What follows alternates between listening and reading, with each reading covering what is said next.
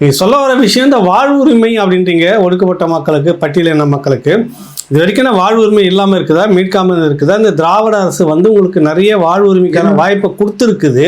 என்னுடைய வாழ்வுரிமைங்கிறது என்னது? என்ன ஸ்பெஷலா? இன்னொருத்தங்க எப்படி வராங்களோ அதே மாதிரி நான் இருக்கேன். இந்திய அரசியலமைப்பு சட்டம் வழங்கி இருக்கிற எல்லா வாய்ப்புகளும் வசதிகளும் எனக்கு வரணும். சரியா?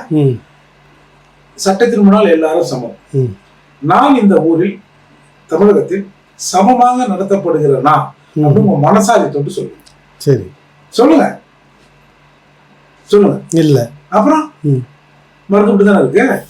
ஏய், என்னடா ஆச்சு என் காந்தாரியம்மன் கோயில் பிரச்சனை இன்னமும் இருக்காம அப்படின்னு பிரச்சனையை கலப்புறான். தேசிய ஆணையத்துல புகார் கொடுக்குறான். புகார் விசாரணைக்கு வருது. மாவட்ட ஆட்சியர் வராது. மாவட்ட ஆட்சியர்கிட்ட ஆணையம் கேட்குது, என்னையா பண்ணீங்க இதுக்குன்னு. சார், ஒரு ஆளுக்கு 10,000 ரூபா கொடுத்தோம். எத்தனை பேருக்கா கொடுத்தீங்க? ஒரு ஆளுக்கு 10,000 கொடுத்தோம் சார். மிச்சம் ஒன்றும் கொடுக்கல சார். பேப்பரை தூக்கி போடுறாங்க.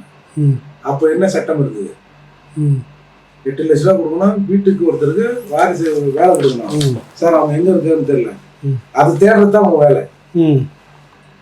ஆமா அப்படின்னு சொல்லி ஒரு உத்தரவை அன்றைக்கு விசாரணை போடுறாங்க. சரி, எத்தனை வருஷம் கழிச்சு? 32 வருஷம் கழிச்சு ஒரு ஆண்மகன் வந்தான். அவன் யார் தெரியுமா? யாரு? நான். நீங்க தான் தேசிய ஆணையத்துக்கு போனீங்க. ஆமா, இதுக்கான தீர்வு என்னன்னு நீங்க தான் கேட்டீங்க. சரி, இப்ப நீங்க கேட்பீங்களா? 32 வருஷமா அப்படி கிடைக்கிறீங்க. வேற யாரும் பேசலன்றீங்களா? வேற யாரும் தலைவர்கள் இதுக்காக முன்னெடுக்கலன்றீங்களா? இல்லையே. சொல்லுங்க.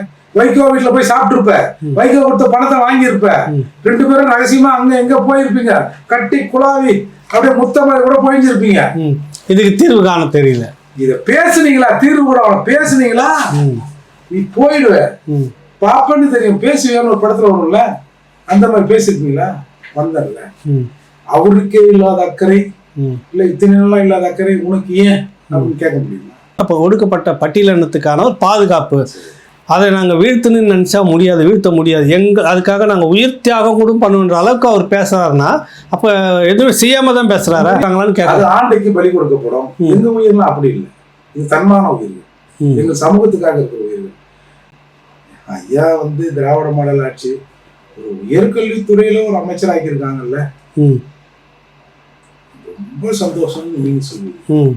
நான் சொல்லுவேன், பொதுப்பணித்துறை, உள்ளாட்சித்துறை, அப்புறம் காதி, இந்த மாதிரி எல்லா அமைச்சர் உயரிய பொறுப்பு அமைச்சர்களும் எங்கள் சமூகம் அப்போ இருந்தது. காங்கிரஸ் பேர்ல இருந்துச்சு.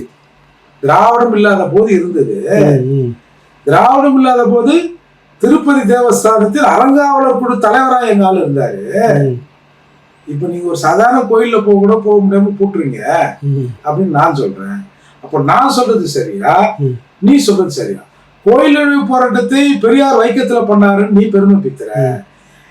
தமிழ்நாட்டுல ஏன் பண்ணல? நீங்க